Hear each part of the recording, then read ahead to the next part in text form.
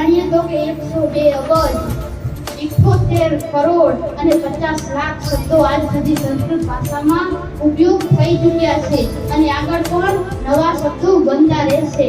તેમાં આપણે જોઈ શકીએ કે આટલા બધા શબ્દો એક જ ભાષામાં કેવી રીતે આવે. તો આપણે નાનકડા ઉદાહરણ લઈએ તો કે એક હાથીને સંસ્કૃતમાં 70 શબ્દોમાં વર્ગીકૃત કરવામાં આવ્યા છે અને તેમાં એટલે કહીએ માતૃપ્રેમ, તો પ્રેમને 99 શબ્દોમાં વર્ગીકૃત કરવામાં આવ્યો છે. આપણે કરીએ ક્રિયાપદ, તો ક્રિયાપદ 122 એમ એમાં કહેવામાં આવે કે 122 ભાષામાં વર્ગીકૃત કરવામાં આવ્યો છે.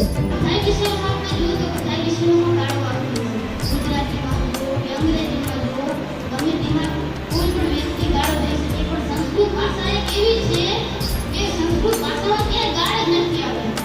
આપણે સિરિયસલી થઈને તો બોલી તો સંસ્કૃતમાં શું છે કે એ તો ગુજરાતી છે, હું આવી છે, પણ તેમાં કાંઈ ખરાબ ગાળ મોટી આવતી નથી અને આગળ તેનું ઉપનામ આવ્યું કહેવાય.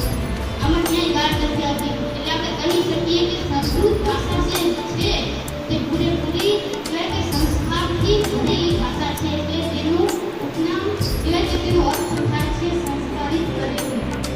આપણી પ્રાર્થનામાં સંસ્કૃત જેમ બને વધારે આપણે એનો ઉપયોગ કરીએ એના માટે અત્યારે સરકાર પ્રયત્નો કરી રહી છે.